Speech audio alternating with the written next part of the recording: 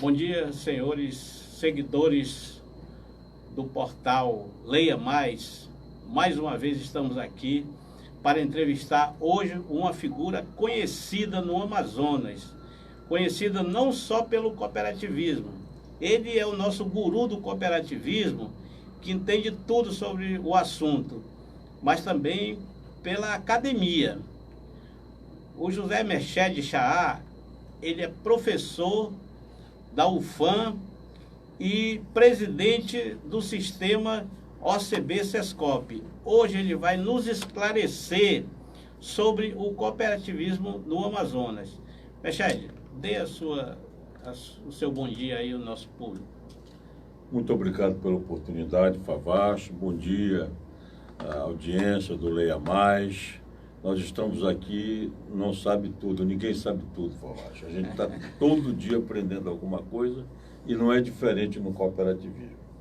Mas o cooperativismo nasceu aqui no Amazonas com os japoneses, quando chegaram naquela época, antes da Segunda Guerra, e graças a um investimento muito positivo, ficaram uma parte deles no Pará e a outra parte veio aqui para o Amazonas. E tiveram muitas dificuldades na questão da sobrevivência, mas graças ao esforço, um grande esforço do governador, não me falha a memória, era Bernardo Ramos, à época, eles fizeram um contrato com o imperador e se criou uma escola de cooperativismo no Japão para preparar esses jovens que vieram aqui para ocupar o Amazonas devido à falta de disponibilidade de terra, etc. e tal, para que o Japão pudesse crescer mais. Então, aquela questão de você vislumbrar outros continentes. E assim vieram alguns jovens muito bem preparados nessa escola, inclusive aquele que mais tarde conseguiu confiscar, sequestrar a juta da Índia, que era proibido sair a semente, e ali se criou a primeira cooperativa que foi dos produtores de jutas aqui, antes da Segunda Guerra. E assim, meu caro Favacho, aquilo cresceu. Nós temos ainda fotos do templo budista que foi criado, e que praticamente 60% da receita da província, que era o estado do Amazonas, saía de quê? Da agricultura e do comércio da juta, que explodiu. Infelizmente, com a Segunda Guerra Mundial, houve a perseguição, muitos, tem alguns sobreviventes ainda, fugiram porque foram considerados inimigos, fugiram, muitos morreram com leishmania, malária, etc. E com isso, as terras que haviam sido negociadas e que estavam realmente produzindo a grande riqueza foram confiscadas e vendidas por uma empresa de comércio aqui do estado, da Geraújo. E nós tivemos, então, a primeira derrocada do cooperativismo. Isso nos custou caro. E hoje nós temos aqui a renovação disso tudo. Mas nós ficamos atrasados na história, ficamos 80 anos atrás. Atrasados. Isso nos custou caro. Porque se não fora isso, nós estaríamos no mesmo pé de igualdade que existe no sul do Brasil. É exatamente sobre isso que eu ia lhe falar, porque o cooperativismo no sul do Brasil é uma referência, né? É um setor econômico muito forte. E por que esse cooperativismo ainda não chegou aqui no Amazonas com toda a força que seria necessária? Uma questão cultural. O sul foi colonizado pelos alemães, italianos, espanhóis, e essas pessoas já traziam consigo a cultura cooperativista. Tanto é que a primeira cooperativa que foi criada lá em Nova Petrópolis, no Rio Grande do Sul, a cooperativa de crédito por um padre suíço. E as pessoas que trabalhavam no campo, que é o caso da cooperativa do ramo agro, elas já tinham aquilo na cabeça e então ficou mais fácil. O trabalho coletivo, o trabalho social. Você conhece muito bem, porque você é uma pessoa altamente politizada que você. Obrigado. Então você sabe que quando todos trabalham juntos, todos saem Todos beneficiados. crescem, né? Crescem, É. não com essa diferença monstruosa que existe no sistema capitalista. Estou criticando, Mexerique, mas isso é um fato que ninguém pode esconder. Eu queria que você esclarecesse para o nosso público, seguidores do Leia Mais, sobre a questão dos empreendimentos cooperativistas que existem no Amazonas, alguns até de referência, mas estão um pouco apagados. Eu queria saber de você por que essa falta de conhecimento desses empreendimentos, como nós podemos citar o laticínio do Novo Céu, né, muito forte, um investimento muito forte que aconteceu lá, e esses produtos não chegam no mercado. Qual o motivo dessa questão? Bom, todo negócio depende de uma coisa fundamental que chama gestão. Certo. A gestão em qualquer negócio só vai quando só há competitividade, só há crescimento, só dá bons resultados quando há uma boa gestão. Porque a concorrência está aí. E o cooperativismo não é exceção. Então, nós, quando assumimos agora pela segunda vez, demos continuidade a um trabalho muito forte que o Petrúcio desenvolveu, com muita competência.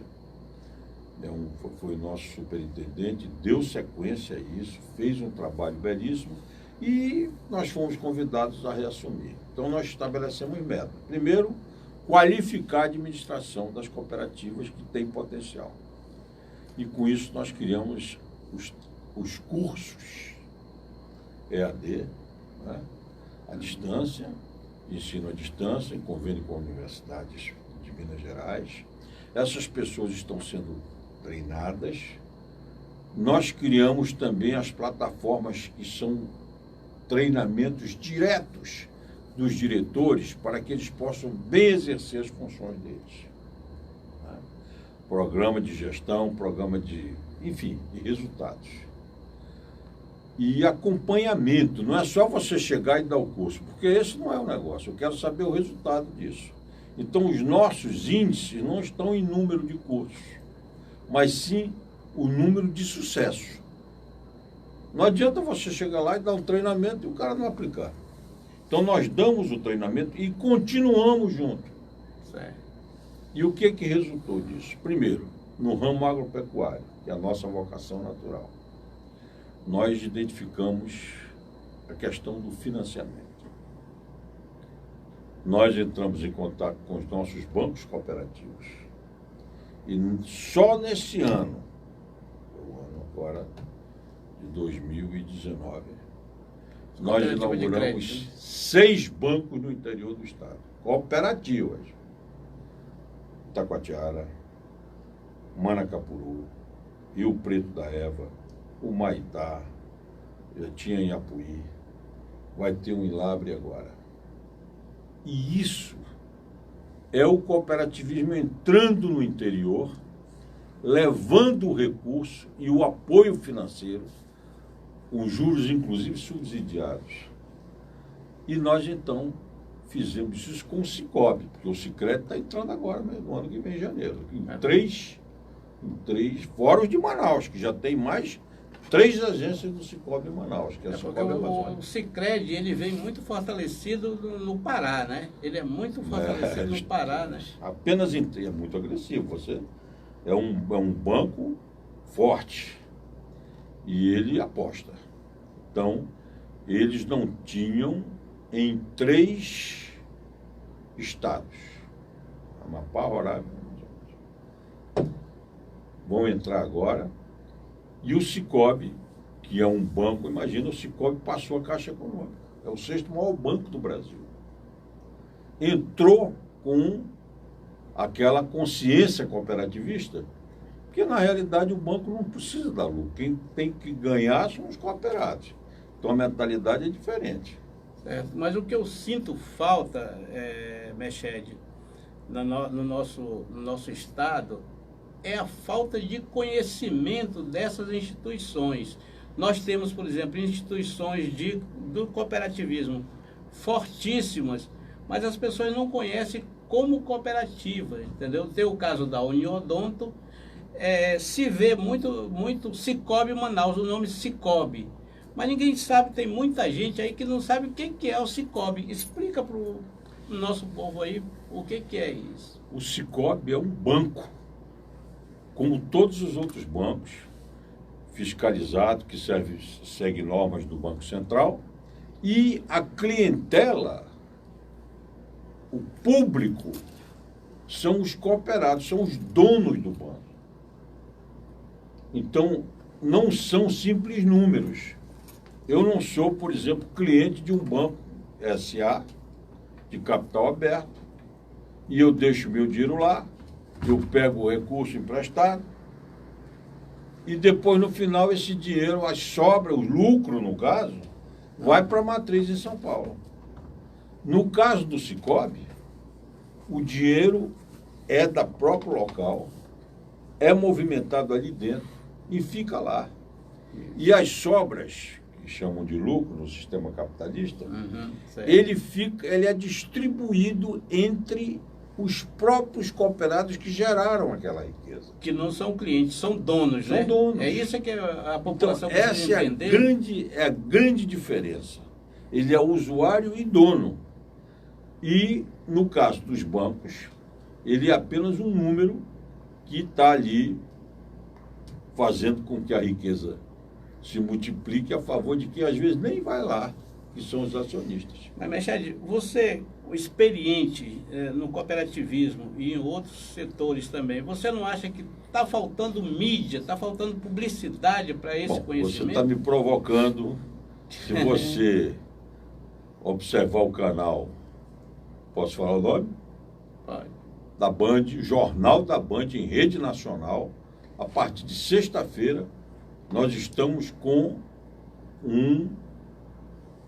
um atendimento específico para mostrar ao público, à grande mídia, o que é o cooperativismo.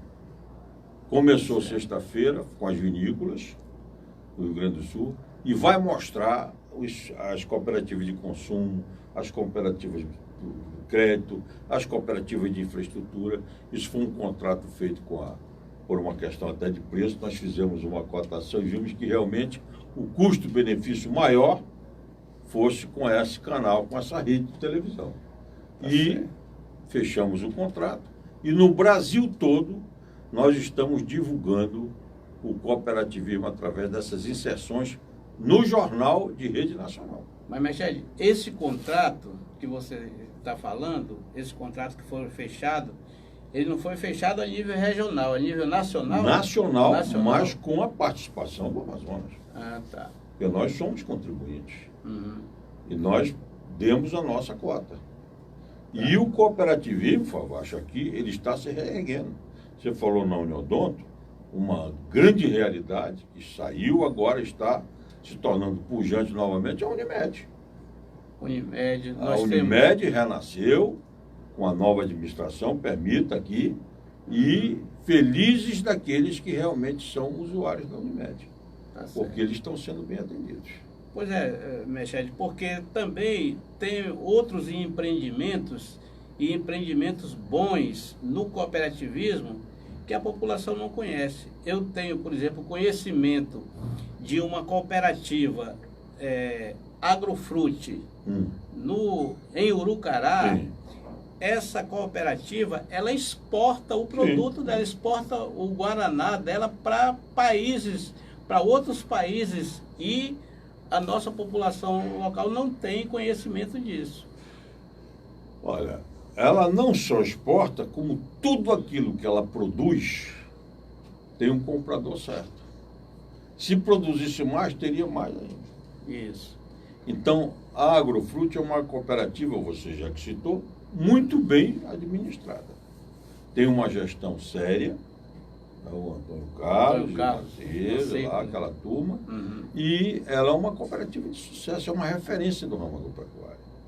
As outras cooperativas também estão crescendo. E mais, para que nós tivéssemos escala e pudéssemos competir com a concorrência, foi criada uma central de todas as cooperativas. É exatamente sobre isso que eu queria falar, sobre a criação dessa central, para você mostrar para o nosso público do Leia Mais o objetivo da criação dessa central, né? Para que todos fiquem entendendo o que é isso dentro do cooperativismo. É uma questão de adequação ao mercado. Por quê? Nós trabalhamos politicamente, Favacho, e o Amazonas hoje, é o estado que tem a maior cota para a compra da agricultura familiar do Brasil.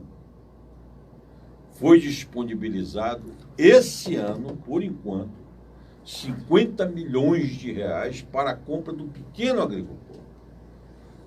E o que acontece? O Exército ele não pode comprar daquele pequenininho, vai ali em Manicoré, vai não. Ele tem que ter alguém que forneça 10 toneladas de cheiro verde. Tá? Então a central foi criada exatamente para que nós possamos participar das chamadas públicas e atender em escala as demandas do mercado. E graças a Deus, hoje, com a feira, que foi uma iniciativa do Dr. Petrúcio, Feira Agropecuária, nós temos cooperados que aproveitaram a isenção do ICMS, chegaram lá e compraram a sua picape, compraram o seu trator. Isso não acontecia antes, Favacho. Hoje, nós temos pessoas vivendo com dignidade. Precisa, principalmente a infraestrutura. E a gente cobra muito do nosso líder Petrúcio, que é o nosso representante do governo. Isso. E ele é o nosso interlocutor junto ao governo. Aí a questão da infraestrutura, dos recursos, da fábrica que nós vamos precisar para fazer, para que nós possamos industrializar esses produtos e com isso agregar valor. Né? Porque, Mechele, eu tenho informação, você pode confirmar ou não, exatamente sobre essa produção. Né? Essa produção, ela tem 30% que ela vem direto ao programa de alimentação, né? Da merenda escolar. Agricultura familiar. O restante fica para o varejo. Essa sobra do varejo, como é que é feito isso aí? Não poderia o cooperativismo ou o empreendedorismo poderia ir pelo lado da agroindústria para aproveitar esse produto que é desperdiçado? Claro, esse é o caminho. Você conhece porque você é cooperativista. Então, hoje nós temos, por exemplo, inauguramos uma fábrica grande em Manicoré com capacidade para produzir 20 toneladas de polpa lá por dia. Por quê? É problema de safra. Você tem que aproveitar a safra da fruta e depois que acaba. Então você faz aquilo e você tem o produto para ser entregue na entre-safra.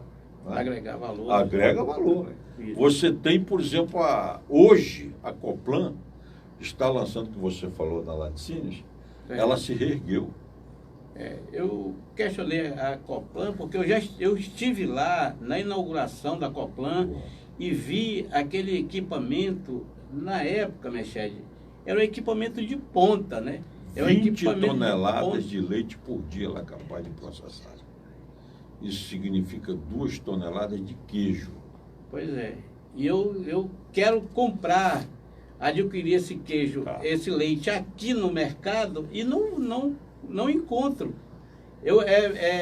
É mais fácil encontrar o Italac, que é um processo cooperativista também, né? Não é lá de Rondônia. Não. Mas o nosso produto que é feito aqui, numa bacia leiteira nossa, daqui na Vila do Novo Céu, Eu sei. Aqui Altazes. Altazes, né? É produzido aqui Altazes e nós não chegamos com esse produto aqui no Amazonas para o consumo daqui direto. do Amazonas. Né? Esse mercado pontualmente, como você está falando. Hoje nós temos a Coplan, ela tem o frigorífico dela aqui em Manaus. Uhum. Então, a nova gestão, eu parabenizo o Manuel, e a Joyce, que é uma moça realmente muito competente. Ainda é o Manuel Maia? Presidente? Voltou a ser. Voltou a ser? Voltou. Ah. E a Joyce realmente é uma pessoa muito preparada, que fez todos os cursos que precisava fazer com a gente. Ela realmente deu uma nova cara para a Coplan. Então, hoje nós temos aqui em Manaus os depósitos, nós temos o caminhão frigorífico que traz esse queijo processado com total higiene e cuidado. Só que esse queijo, ele está todo vendido. Hoje, se eu pudesse, eu compro, mas ele já está todo vendido. Se produzir mais, vende. Então, o que nós estamos fazendo? Você tem 20 mil litros de leite. Você produz 2 toneladas de queijo. E o soro desse queijo, ele pode ser utilizado para fazer bebida láctea. E nós entramos exatamente na modernização e nós estamos agora produzindo a melhor bebida láctea que você possa imaginar. E ela já vai ser entregue à merenda escolar. E nós não vamos dar conta de entregar, porque a demanda é muito grande, graças a um trabalho político que foi feito e que levou o Amazonas a ser beneficiado com 50 milhões de reais para a compra da agricultura familiar, que é a função da OCB. Então, produza que eu compro. Tá certo. E hoje nós temos essas indústrias sem condição de atender a própria demanda. Eu queria a gente mudar um pouco de direção. Estávamos falando do Bacia Leiteira, né? Na fábrica de laticínio. Agora eu queria que a gente fosse um pouco para a fibra, para a produção da fibra de juta. Então, Manacapuru, Anamã, ali esses municípios do Médio Amazonas, eles são os principais produtores de fibra de juta no Amazonas, né? Agora, eu queria, Mechede, essa fibra, ela chega ao local, ao Rio, o Espírito Santo, né, que é onde que tem a maior produção de sacaria, de café para exportação. Isso. Só que essa nossa fibra, ela chega ao Espírito Santo mais caro do que a que vem da Malásia. Por que essa grande diferença? Bom, em primeiro lugar, não entenda isso como uma crítica. Não é uma crítica, é um esclarecimento. Mas nós não temos trabalho escravo. Tá certo. Tá? Nós não podemos explorar o ser humano para poder competir. Aí já é um esclarecimento, né? Você partindo por esse lado já é um esclarecimento. Nós temos que usar uma tecnologia que precisa ser desenvolvida. Já tem gente trabalhando nisso, nas universidades, nos institutos de engenharia, para que nós possamos modernizar a forma de colheita dessa fibra. Essa história do caboclo se meter ali dentro d'água e levar picada de cobra, etc. E tal, choque de puraquê, né? Choque de puraquê, você não conhece. Isso precisa mudar. Eu vivi isso. Então tu conhece. Meu pai foi produtor de fibra de juta na Costa do Pesqueiro há muitos anos. O subsídio tem que ser mantido, foi uma conquista, foi inclusive pago ontem. Hoje, aliás, está sendo pago em 40ª parte, que os outros... Inclusive o Petrúcio está lá em 40ª. Os outros governos não pagaram, e o Petrúcio, com muito esforço, ele está resgatando e devolvendo um direito ao próprio juticultor, ao produtor de fibra. Tanto faz malva como juta. A semente tem que ser garantida. Não existe, Fabrício, agricultura sem apoio governamental. Em lugar nenhum do mundo. Agora você tocou nesse assunto aí, a semente. Por que, Mechede, que a semente, para chegar ao produtor, ela tem que vir do Pará? Ela é produzida no Pará. Eu podia até te devolver, porque tu já sabes até a resposta. Mas como jornalista, você tem que perguntar. Nós precisamos criar um banco de sementes aqui. Nós temos que pedir à Embrapa que nos dê esse apoio, que desenvolva, para que nós possamos atender a nossa demanda. Se nós tivermos um banco de sementes que possa atender, nós não precisamos ir ao Pará. E outra coisa, a qualidade dessa semente é importante. Desenvolver variedades que realmente possam atender a nossa demanda para que nós possamos produzir escala e com competitividade. É isso que está faltando. Tá certo. Mechede, olha, o nosso tempo já está finalizando. Você sabe como é que é tempo de televisão? É rápido, né? E nós tínhamos conversa aqui para 2 horas, né? 2 horas, o assunto é muito bom. Agora, eu queria que a gente mudasse um pouco de assunto, né? Que você também é conhecedor desse assunto. Eu queria que você falasse sobre a questão do curso de farmácia, né? Que é acadêmico. Você foi, não sei se ainda é, mas você foi o presidente do Conselho Regional de Farmácia. Na realidade, ele tem 3 vertentes o curso. É a parte de tecnologia de alimentos, que eu estava envolvido, a parte da indústria farmacêutica e a parte de análises clínicas, que é bioquímica, etc. E a dispensação, que é o farmacêutico, que atende o público diretamente. Eu cuidava da parte de tecnologia de alimentos. E eu trabalhei 41 anos como professor na UFAM, com muito orgulho, na minha casa. E graças a isso eu pude fazer todos os cursos, mestrado, doutorado no exterior, etc. e tal, nessa área.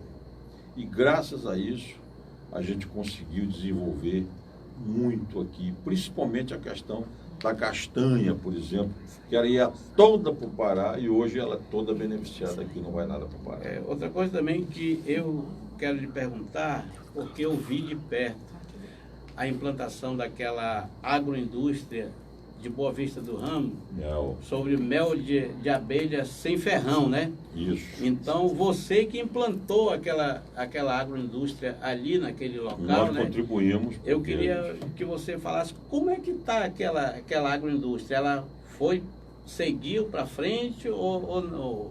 Foi um recurso da própria Rolex, porque os suíços investiram. Por que a abelha sem ferrão? Porque ela é polinizadora da floresta. Ela que, através da sua migração de pegar coisa, então ela leva as sementes e mantém essa floresta. As várias variedades, ela vai buscar sementes e tal, coisa para poder eliminar. Então, é um agente de defesa da própria natureza. Ela produz menos mel do que a africanizada, mas em compensação é um mel de boa qualidade, apesar de produzir menos, e tem esse lado ambiental. Ela contribui muito para a preservação da natureza. E os nossos agentes lá, nosso pessoal da Rolex, então investiu, a Anitta, muito naquela indústria, e ela vai bem. O que ela tiver de mel, ela tem mercado. Tem mercado, é vendido, né? É vendido. O que produzir... O que produzir, e é um mel de boa qualidade, ela vende. Tá certo. Mechede, como encerrou o nosso tempo, eu queria que você desse seus agradecimentos aí ao nosso público, aos nossos seguidores do portal Leia Mais, e dizendo que na próxima sexta-feira teremos outra entrevista, uma entrevista muito, muito forte, né? Teremos aqui, vamos fazer questionamentos sobre o que está havendo na política, sobre o que está havendo no interior do Amazonas. Vamos entrevistar o deputado José Ricardo. Eu queria que você desse o seu agradecimento aos nossos seguidores. Olha, eu só tenho a agradecer a oportunidade que vocês nos dão. O deputado José Ricardo é membro da FRECOP, é um aliado nosso, e tenho o desejo de uma boa... Independente de partido, né? Não, nós não temos essa questão de partido, não entra. Questão política. Nós queremos saber quem é que apoia o cooperativismo. O Zé Ricardo apoia. Então, fica o meu abraço e o meu agradecimento a vocês, o Portal Leia Mais, a diretoria, e dizer que a OCB está de portas abertas, à disposição. Eu não tenho chave na minha porta. Qualquer pessoa que chegar lá, ela é recebida. Se eu estiver ocupado uma outra, não existe essa questão de segregação. Nós estamos abertos a quem quer saber um pouco mais sobre o cooperativismo. E faremos isso com muito prazer. Muito obrigado. Muito obrigado, nossos seguidores. Nós estamos aqui sempre às segundas e às sextas-feiras com esse programa Amazônia em Debate. Olha o nome do programa, Amazônia em Debate. Temos também aqui nos outros dias da semana a nossa companheira Edilene também, com o espaço dela, o programa da Didi, e ela é que comanda terça, quarta e quinta. Ela é que comanda. E nós temos o nosso diretor, que é o responsável por tudo aqui, o Zé Ferino. É ele que comanda, é ele que nos comanda aqui. Bom dia para vocês e tudo de bom.